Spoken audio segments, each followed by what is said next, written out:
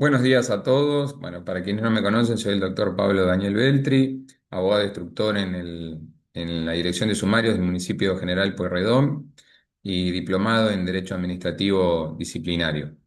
Eh, También escribí dos artículos, Conceptos jurídicos indeterminados en el derecho administrativo disciplinario e independencia de la sanción administrativa con la sanción en sede penal. Básicamente, esta charla se dio ya con fecha 20 de noviembre de este año, 2025, con la organización de la Facultad de Derecho, Unidad de Graduados, en conjunto con el Colegio de Abogados del Departamento Judicial Mar del Plata, a quienes les mando un afectuoso saludo y el agradecimiento por esa oportunidad. Pero bueno, por distintos inconvenientes informáticos, la charla no ha quedado grabada. Así que básicamente, y si bien no va a ser idéntica porque falta algo muy importante, que fue la interacción con los alumnos, los cuales han participado y había sido muy fructífera. La idea es poder compartir el paper y reproducir un poco lo que allí expuse en esa clase, ¿sí? Así que bueno, hoy 31 de diciembre de 2025, último día del año, me propuse como objetivo, antes de finalizar el año, volver a dar inicio a esta charla. Así que bueno, sin más preámbulos voy a dar comienzo. Básicamente, y como se dijo en aquella oportunidad, haciendo un breve paso por los antecedentes históricos, siempre es importante tener en cuenta el por qué nace el derecho administrativo disciplinario o el derecho disciplinario, dado que, bueno, todavía sigue siendo materia de discusión si el derecho disciplinario es una rama autónoma, si pertenece al derecho administrativo o al derecho penal. Hay mucha jurisprudencia que la vincula con el derecho penal, sin embargo, eh, yo todavía sigo enrolado en la postura de que es parte del derecho administrativo, pero que protege un bien jurídico trascendental, que es el orden y el orden en la administración pública, restablecer el orden, restablecerlo y prevenir cualquier irregularidad que perturbe justamente el orden y la transparencia en la administración pública, ¿sí? Como quizá decía en el primer artículo de Conceptos Jurídicos Indeterminados, busca mantener a la gente honesta y el buen funcionamiento en el servicio de la administración pública para con sus ciudadanos, ¿no? Justamente somos todos servidores públicos y brindamos ese servicio. Es parte también del cumplimiento de las políticas públicas, tener una administración transparente, prolija, ordenada y con empleados probos, ¿no? Quizá en sus orígenes no era este su móvil. Nace antiguamente en la Iglesia Católica para que se mantenga el orden justamente en los clérigos, ¿sí? Después en la Edad Media, con los principados también empieza a hablarse de esta cuestión del derecho disciplinario, pero con principios bastante antagónicos a los que estamos hablando hoy, ¿no? Justamente estábamos hablando de cuestiones que tienen que ver con la subjetividad, la lealtad al príncipe, no había garantías para en principio, sumariado o quien era encartado de una irregularidad administrativa. Bueno, era algo basado bastante en el amiguismo y no había dos principios que son los pilares del derecho disciplinario y de cualquier procedimiento de actuaciones sumariales, que son la búsqueda de la verdad de los hechos y la objetividad. Muy por el contrario, al no haber, por supuesto, garantías, no se garantizaba lo que es la tutela administrativa efectiva que hoy tenemos en nuestra nueva ley bases, que hizo modificaciones a la ley de procedimiento administrativo, y por supuesto la objetividad de quien era encargado de instruir esas actuaciones disciplinarias, ¿no? Era todo muy distinto y bueno, el amiguismo, los vínculos con el príncipe hacían todo bastante más sencillo para el que era encartado, y aquel que no tenía esos contactos, bueno, era severamente castigado, ¿no? Por lo que era la Cámara de la Corte, que era una sede dentro del Principado. Alejándonos un poco de toda la historia y acercándonos más un poquito al presente, pasamos de todo este episodio de la Edad Media a la Edad Moderna, a la tan conocida Revolución Francesa, ¿no? Del 14 de julio de 1789 y su posterior, eh, digamos, todo lo sucedido y toda esa revolución que tuvo varios aspectos que fueron modificados, ¿no? Socioculturales, económicos, políticos, pero principalmente legales, se plasma por escrito las garantías, ¿no? De la libertad, igualdad y fraternidad en la Declaración de los Derechos del Hombre y el Ciudadano en octubre del mismo año. Esa fue una base y una fuente de derecho fundamental, ¿no? Para Alberdi a la hora de la redacción de nuestra Constitución Nacional de 1853, de corte, por supuesto, liberal, y garantizando varios de los derechos que hoy tenemos, principalmente el derecho a un debido proceso, el derecho a la defensa, ¿no? El derecho de defensa en juicio o en procedimiento, ¿no? Que son garantías constitucionales, convencionales, las cuales, al ser perturbadas o conculcadas, acarrean la nulidad de ese procedimiento, ¿sí?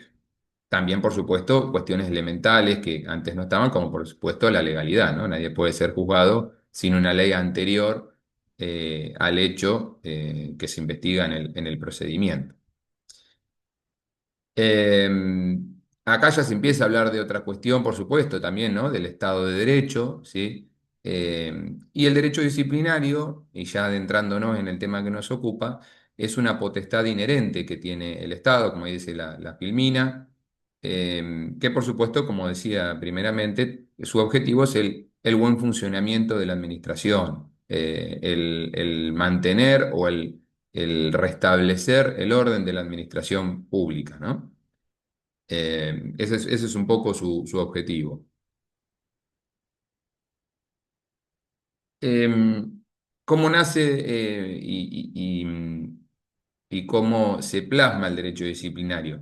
Hay que partir de la base de que el derecho disciplinario es desde la administración pública para con sus agentes, ¿sí? En esta oportunidad nos vamos a abocar más a el régimen disciplinario de los municipios de la provincia de Buenos Aires, pero bueno, estos lineamientos son generales para cualquier agente público de la administración pública, sea municipal, provincial o nacional, en sus distintos estamentos. Eh, Como todos sabemos, aquí hay un contrato de trabajo, pero en la órbita del derecho administrativo, con ese régimen exorbitante de esas facultades donde el Estado es la parte fuerte, por decirlo de alguna manera, y la parte débil, los empleados públicos, es decir, que como dice ahí, todo tiene como su umbral en una convención, en un acuerdo, en donde se materializa o se cristaliza en un acto administrativo, en donde el organismo público designa a la persona como agente de su administración, ¿sí? Entonces, por supuesto, de ahí se materializan y nacen los derechos, obligaciones y prohibiciones que tiene el empleado de la administración pública, los cuales desde que suscribe ese contrato eh, en ese acto administrativo, notificado de ese acto administrativo y en el comienzo de prestar su fuerza de trabajo para la administración pública, ya es pasible de toda la regulación que tiene la ley que lo regula, ¿sí? Como todos sabemos, desde un lineamiento general, todos los empleados públicos gozan de estabilidad en su puesto de trabajo, ¿sí? Eh, y el poder disciplinario viene a ser un límite a esta estabilidad. ¿Qué es la estabilidad? Es que no puede ser perturbada su derecho de trabajo por cuestiones, digamos, sin justa causa, ¿sí? Es decir, que para que se produzca el distracto del agente público con la administración, más allá de lo que sean beneficios jubilatorios o su propia renuncia, para ser desvinculado, tiene que ser por motivos claramente fundados y, por supuesto, garantizando su derecho de defensa. Ergo, esto significa que tiene estabilidad en el empleo público, pero que encuentra un límite que es justamente este poder disciplinario, el cual, como digo, se tiene que ejercer en base a principios eh, que están por encima de la normativa, que son principios constitucionales y convencionales, como dice ahí, que es la legalidad, la tipicidad, que algunos lo consideran como un subprincipio de la legalidad y otros, como en mi caso, un principio autónomo. Por supuesto, la racionalidad y la proporcionalidad o la gradualidad, ¿no?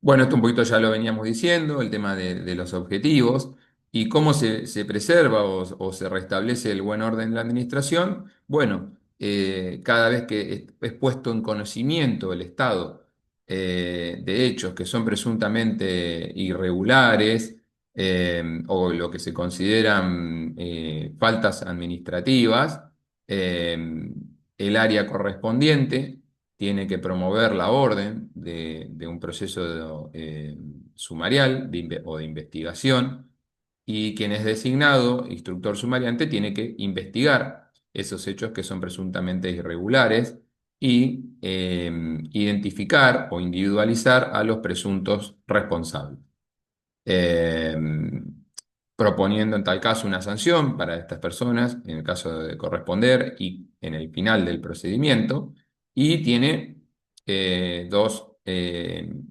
reglas básicas infranqueables del instructor sumariante, que esto después los vamos a seguir viendo y repitiendo en el discurrir de esta charla, que es la búsqueda de la verdad material, que es su digamos, idea base del instructor, y la objetividad. Nunca puede apartarse de este principio de la objetividad, que es un principio también de carácter tuitivo para el propio sumariado y para la propia administración pública, ¿eh? En caso de que pierda la objetividad, tiene que apartarse del procedimiento y dar lugar a otro actuante para que continúe con la sustanciación. ¿Qué ley se aplica? Se aplica la ley 14656, eh, que es una ley de la provincia de Buenos Aires, que tiene su ámbito de aplicación en todos los municipios de la provincia. Y la ley, es el decreto reglamentario, es el decreto 4161 del 96. La ley 14656 es del 2015 o 2015-2016. Sería lógico decir cómo puede ser que un decreto que es del año 96 es reglamentario de esta ley. Porque es del 2016, la ley 14656, y tiene un decreto reglamentario que es el 784 del 2016, el cual actualmente, por una medida cautelar dictada en juicio, está suspendido, ¿sí? Que es en el fallo FESIMUBO contra Provincia de Buenos Aires, está suspendido el decreto 784 del 16. Con lo cual, y ante la consulta a la Asesoría General de Gobierno que hicieron distintos municipios de la provincia de Buenos Aires, el decreto 4161 del 96, que en realidad es decreto reglamentario de la ley de provincia 10.430, puede aplicarse, ¿sí? La Asesoría General de Gobierno dice nada obsta a que se aplique por analogía, así lo dice literal, con lo cual se aplica este decreto, que es un decreto por demás claro, puntilloso, y donde describe ampliamente el procedimiento sumarial desde el artículo 81 al 103. ¿Quién puede sancionar, no? Bueno, aquí es como si nos queremos acercar a lo que es el procedimiento civilista.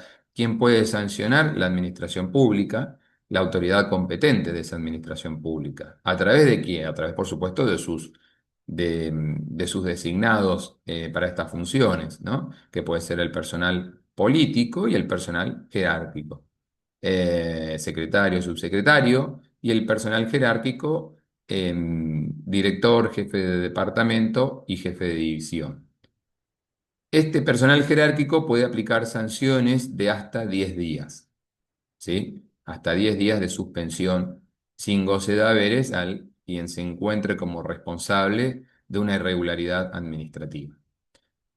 Que es en el caso de 10 para director, 3 días para jefe de departamento y uno para jefe de división.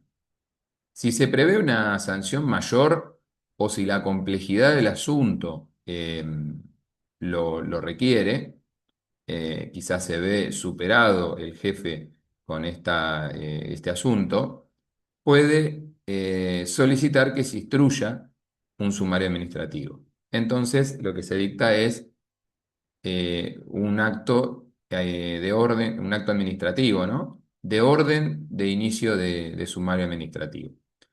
En ese momento, la autoridad competente, por ejemplo, Secretaría de Cultura, Secretaría de Salud, de Seguridad, quien sea, ordena la sustanciación de un sumario administrativo y ahí el área competente para sustanciarlo es la dirección de sumarios, en donde el director de sumarios puede instruirlo automáticamente o delegar esa función en un instructor sumariante de su dirección, es decir, en uno de sus dependientes.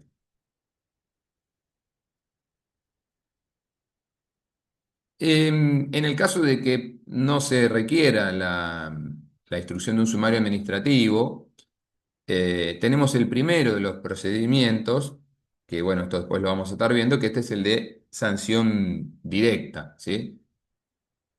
En el caso de que este objeto, o este hecho, mejor dicho, que es objeto de un presunto reproche disciplinario y que importe la sanción correctiva de hasta 10 días, como dice ahí, no es necesario que se inicie un sumario previo. ¿Se puede iniciar igual? Sí. ¿Por qué? Justamente por lo que decíamos. Porque quizá el superior no se siente seguro, le resulta complejo el asunto y delega esa función en la dirección de sumarios. Pero no es necesario, no es obligatorio. En el caso de que decida emprender él el inicio de este procedimiento sumarial, o de este procedimiento disciplinario, mejor dicho, tiene un régimen que es el de sanción directa. Es un régimen más acotado, más sencillo que el propio sumario administrativo, no obstante lo cual se tienen que asegurar las garantías del derecho de defensa del sumariado. Recordemos que siempre que estamos suspendiendo o sancionando, sea cual sea la sanción, así sea un llamado de atención, un apercibimiento, siempre estamos generando un evento dañoso para, para el presunto sumariado o los presuntos sumariados. Con lo cual nunca puede perturbarse su derecho de defensa, ¿sí? A su vez, se tienen que tener elementos probatorios convincentes que demuestren y que develen la existencia y la materialidad de la irregularidad administrativa y que esa materialidad sea identificado como responsable a quien se le presume que es el responsable directo, ¿no? O el autor de esa irregularidad administrativa. Es decir, que tengo que tener elementos probatorios que me acrediten la materialidad del hecho y del presunto responsable o los presuntos responsables. En caso de no estar haciendo esto, estaría transgrediendo el debido proceso adjetivo y el derecho de defensa, ¿no? Estas son garantías que tiene el trabajador, ¿sí? Que son el debido proceso, que están en el artículo 18 de la Constitución Nacional, por supuesto, en el artículo 15 de la Constitución de la Provincia de Buenos Aires, y si queremos ir a normativa internacional, sí, por supuesto también está en la Comisión Americana en la Convención Americana de Derechos Humanos, ¿sí? En el artículo 8 que habla del derecho de defensa, ¿no? El derecho a ser oído, al sumariado, al doble conforme, a presentar pruebas en descargo, a manifestar, por supuesto, en descargo, a no declarar contra sí mismo, a estar, bueno, en tal caso, relevado de juramento de decir verdad. Estas son algunas de los postulados que hacen al derecho de defensa del sumariado. Existen tres tipos de procedimientos, como decía. Este es el de sanción directa, en donde por supuesto el jefe jerárquico de quien se encuentre el sumariado tiene que primero encontrar elementos probatorios. Segundo, otra cuestión que hace al derecho de defensa es la circunstanciación de los hechos. Es decir, primero, ¿qué hecho te estoy enrostrando como presunto responsable? Y tiene que ser debidamente puntilloso. Es decir, qué día, de qué hecho estamos hablando, cuándo sucedió, qué día, qué mes, qué año, en qué horario, en qué turno, en tal caso, en dónde surgió, cómo fue que se produjo este hecho, ¿sí? Y elementos probatorios convincentes, ¿sí? Pruebas informativas, documental, testimonial. En esto rige la amplitud probatoria, pero que sean elementos indubitados de la materialidad del hecho y de la autoría responsable. También está la instrucción presumarial, que esto es en el caso cuando directamente se pide una investigación como paso previo a un sumario, cuando quizás no está clara la materialidad del hecho o la circunstancia, esto es lo que es la circunstanciación de los hechos. Entonces se pide una instrucción presumarial, que es el punto 3, que se le encarga esta responsabilidad a la dirección de sumarios, y si no, el sumario administrativo, en donde hay una mayor amplitud probatoria, es mayor el despliegue del procedimiento en relación con la sanción directa. ¿Por qué? Porque quizá el asunto es más complejo o porque mayormente estamos hablando de hechos de mayor envergadura o mayor gravedad, con lo cual implican sanciones superiores a los 10 días de suspensión sin goce de haberes, ¿sí? Entonces estamos hablando de sanciones de hasta 30 días. Pueden ser menores a 10 también, por supuesto, según lo meritúe la instrucción de sumarios y después posteriormente quienes sean autoridad competente que van a decidir y van a dictar el acto conclusivo o sancionatorio. También puede que no se encuentre responsable. Entonces, bueno, según el caso será sobreseimiento o absolución. Bueno, o sanciones hasta 30 días, de las que son las sanciones correctivas, y o eh, podemos estar hablando de una sanción segregativa, ¿no? Que implica la expulsión del agente público, en donde, por supuesto, las garantías constitucionales de defensa con más razón tienen que ser fortificadas, ¿no? Y darle la debida defensa. ¿Qué es lo que se sanciona? ¿No? Esto es importante. Siempre estamos hablando de una conducta o un accionar por parte de un agente municipal en este caso, ¿no? Pues estamos hablando de agentes de los municipios de la provincia de Buenos Aires que importen una irregularidad administrativa. Es decir, que ese accionar disloca el orden, transgrede o conculca lo regulado en el régimen disciplinario de la Ley 14.656, ¿no? En donde se regulan obligaciones, deberes y prohibiciones de los agentes públicos, en donde desde que se firma el acto administrativo de designación, es decir, desde que reviste su carácter de agente municipal, ya está obligado a cumplir con esta normativa, ¿no? Que son el artículo 103, 104, también 106 y 107 de la ley 14.656, ¿no? Que va a decir que accionar eh, es pasible de sanción correctiva, cual incluso de sanción expulsiva o segregativa. Bueno, acá un poquito estábamos hablando de lo que es el primer procedimiento de sanción directa, ¿no? Cuando la aplicación de la sanción es menor a 10 días, lo puede hacer el propio superior del sumariado. o del que es indicado como responsable disciplinario, ¿sí? Es un procedimiento más breve, ¿sí? Pero bueno, siempre son acciones u omisiones que pueden significar una responsabilidad disciplinaria. Es importante lo que se marca en el punto 2, ¿no? Exista o no perjuicio fiscal. Porque también, por ejemplo, en la 14656, en el artículo, eh, en lo que es el 103, inciso 10, habla de el prestigio, ¿no? Y la imagen y el prestigio de la administración pública. El 107, inciso 10, perdón. O decir que puede o no tener que ver con la parte de la responsabilidad patrimonial, ¿sí? Es decir, que se haya atacado bienes municipales, pero también el prestigio de la administración pública también cuenta, ¿sí? Eh, bueno, por supuesto que también es un buen punto, que también hay otra de las cuestiones que se califican como accionar irregular, que es la inconducta notoria.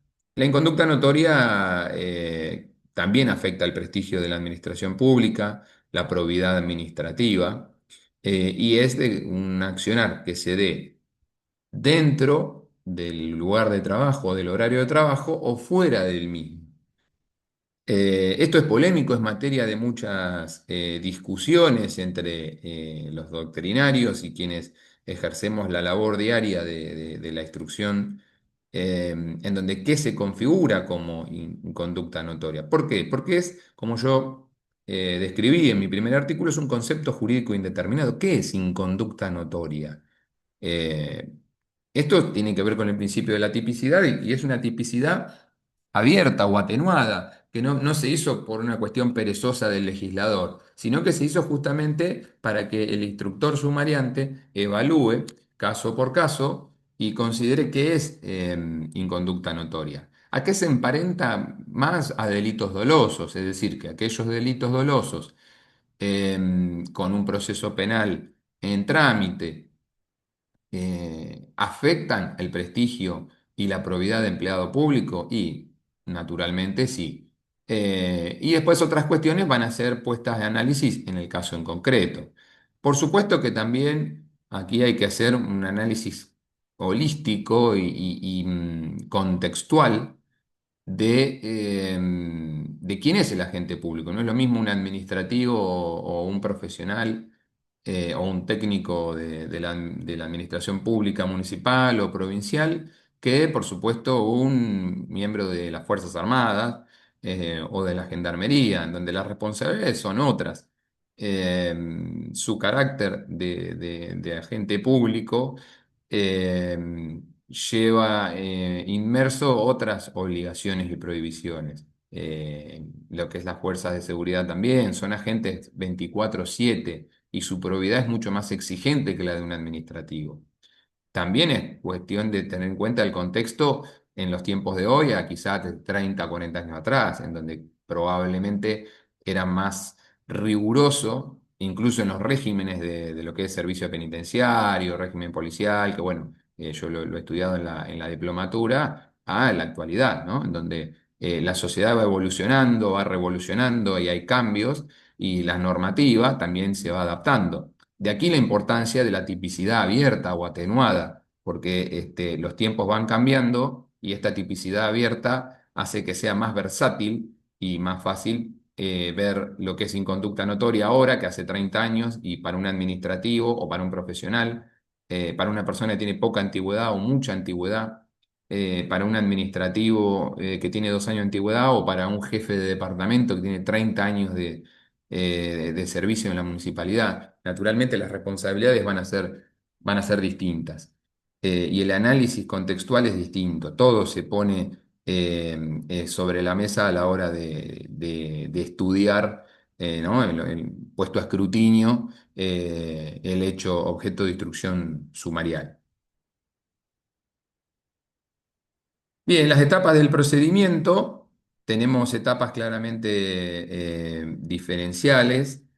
Eh, y rige aquí el principio también de preclusión, ¿no? que es una norma procedimental. Eh, Siempre hay que tener en cuenta, por supuesto, lo que son las circunstancias temporales, modales y espaciales. ¿Dónde sucedió el hecho? ¿Cuándo sucedió? ¿Y cómo sucedió? ¿Sí? En esto, bueno, estamos hablando, si, siguiendo el tema de la sanción directa, eh, una investigación más acotada, más abreviada, ¿sí? Bueno, esto un poco ya lo habíamos dicho, cómo se colectan los elementos probatorios, como pues decíamos, documentos, informes, testimonios de cargo de los compañeros, ¿sí? Reunido todo ello, se cita al presunto infractor, por supuesto para que sea oído, se le explican, por supuesto, cuáles son sus garantías constitucionales bajo pena de nulidad y se le da la posibilidad, si quiere, de brindar un descargo y aportar pruebas que hagan, que él haga valer como a su defensa, ¿sí? Acá estamos hablando del artículo 18 de la Constitución Nacional, 15 de la Constitución de la Provincia de Buenos Aires y el artículo 8.1 y 2 de la Convención Americana de Derechos Humanos.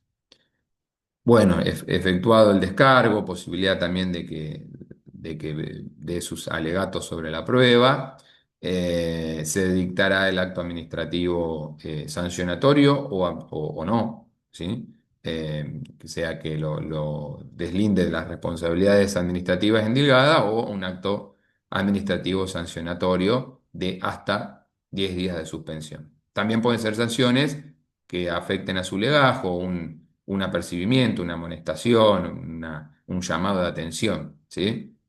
También son sanciones contempladas en el régimen disciplinario. Bueno, ya pasamos al procedimiento por antonomasia, que es el sumario administrativo. Este es el procedimiento por excelencia, el procedimiento que tiene la mayor amplitud probatoria, es el procedimiento que sustancia un instructor de la dirección sumaria, o como dice ahí el propio director. Al igual que en el caso de las sanciones directas, siempre se busca la verdad material y rige como en principio la objetividad de quien sea el instructor sumariante, que puede ser el propio director de sumario o quien él designe en esa función como instructor actuante.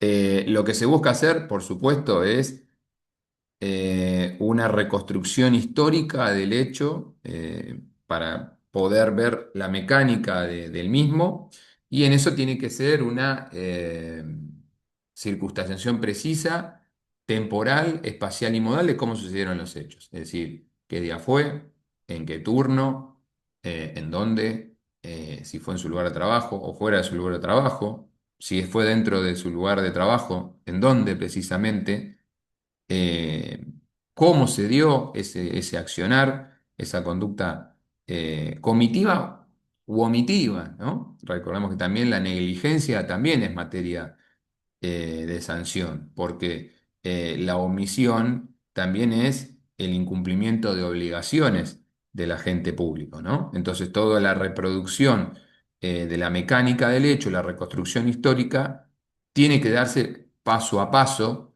Eso hace a la verosimilitud del hecho que se le enrostra al agente sumariado y por supuesto a su propio derecho de defensa. No tiene que haber fisuras en todo el discurrir de la instrucción sumarial y por supuesto en el dictamen final. Recordemos que esto, por supuesto, y en concordancia con el principio de doble conforme, todo el transitar de la instrucción sumarial y del procedimiento tiene una revisión judicial posterior, ¿sí? Primero de las autoridades administrativas, por supuesto, de la Junta de Disciplina, del propio intendente, y en tal caso, y ante la disconformidad del sumariado, de un control judicial posterior sea de el juzgado contencioso administrativo departamental, incluso puede ser la Cámara en caso de que continúe esa disconformidad, o la justicia penal, ¿sí?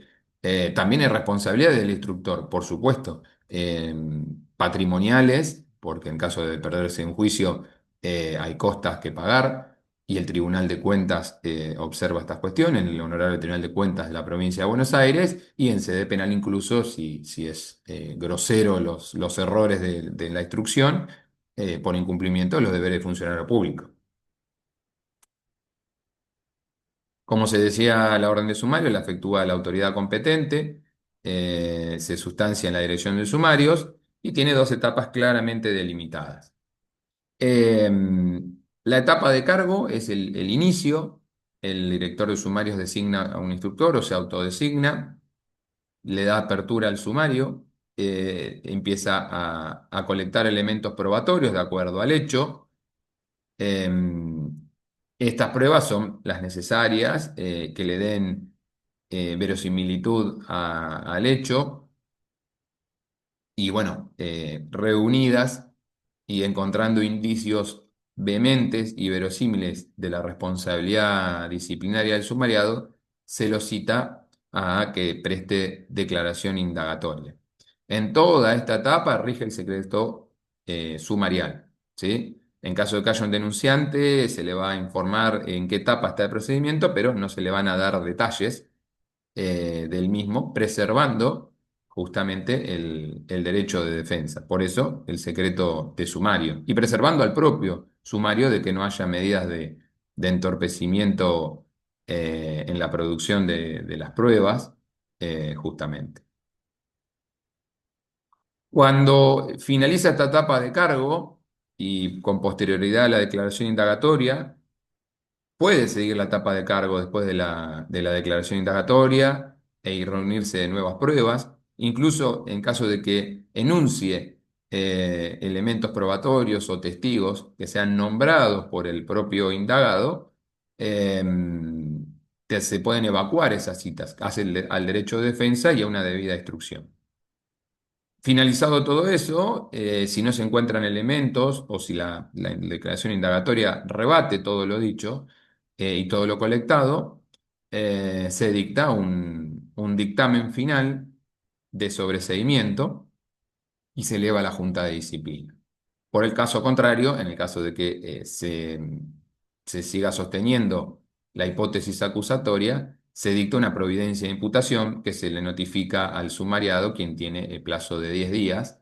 Por supuesto, puede contar con patrocinio letrado, ¿no? Parte de lo que es el derecho de defensa, para que formule un descargo y en el mismo eh, ofrezca los elementos probatorios de descargo que hacen a su defensa. Cuando se dicta la providencia de imputación, se levanta el secreto sumarial, se lo notifica y tiene 10 días para emitir este descargo. También puede presentar, como decíamos, prueba de descargo, que pueden ser testigos, en el caso la instrucción los va a citar, se le harán las preguntas que por interrogatorio haya aportado el sumariado, puede ampliar ese interrogatorio que también hace a su derecho de defensa. Puede hacer ciertas preguntas para clarificar o para circunstanciar los hechos, la instrucción, pero son pruebas que hacen a la defensa, pero bueno, el propio instructor como responsable de cada una de las audiencias testimoniales puede hacer también preguntas que hagan a la instrucción sumarial, ¿sí? Puede también presentarse otro tipo de pruebas, pruebas informativas, documentales, periciales, todo lo que haga valer a su derecho de defensa, ¿sí? Aquí, por supuesto, tanto en la etapa de cargo como en la etapa de descargo, está la amplitud probatoria, ¿sí? Finalmente, se emite un dictamen final, ¿no? En base al artículo 100, primera parte del decreto 4161, que es de las libres convicciones razonadas, que es similar bueno, o sinónimo de la sana crítica, y se puede dictar un acto administrativo, un dictamen final, que sea materia para un acto administrativo, que puede ser sancionatorio o absolutorio, ¿sí? De sobreseimiento si no se llegó a la etapa de descargo, como decíamos, y en el caso de que ya se haya dictado un traslado de imputación, un dictamen absolutorio, ¿sí? En caso de sanción, se propone una sanción que puede ser desde llamado de atención hasta 30 días o incluso la cesantía. Es dable señalar que los dictámenes finales no tienen un carácter vinculante, no son actos administrativos, son actos preparatorios. Sí es obligatorio que se pida al instructor, eso sí, ¿sí? Que emita este dictamen final para que luego sea elevado a la Junta de Disciplina, según el artículo 102 de la Ley 14656. Se eleva a la Dirección General de Personal. En el plazo de 2 días la tiene que elevar a la Junta, ahí la Junta se reúne, donde hay miembros del Sindicato de Trabajadores Municipales y del Ejecutivo de la Administración Pública, quienes rectificarán o ratificarán la opinión del instructor sumarial, que por supuesto tiene siempre el visto bueno del director de sumarios. Bueno, esto fue básicamente, quizá sin la interacción que hubo oportunamente y las preguntas que se fueron dando con los alumnos que participaron de esta charla de derecho disciplinario. Así que bueno, gracias a todos por su tiempo y bueno, esta fue una primera charla. Se va a organizar una nueva charla con el Colegio de Abogados del Departamento Judicial Mar del Plata y la Facultad de Derecho, Unidad de Graduados, en donde vamos a profundizar. Esto quizá es una aproximación general y la parte general del derecho disciplinario, pero bueno, también con otros docentes vamos a estar haciendo una profundización sobre distintos institutos que quizá acá se nombraron someramente. Así que bueno, aprovecho la oportunidad para agradecer y para saludarlos a todos, que tengan un muy feliz fin de año y un mejor comienzo del 2026. Muchas gracias.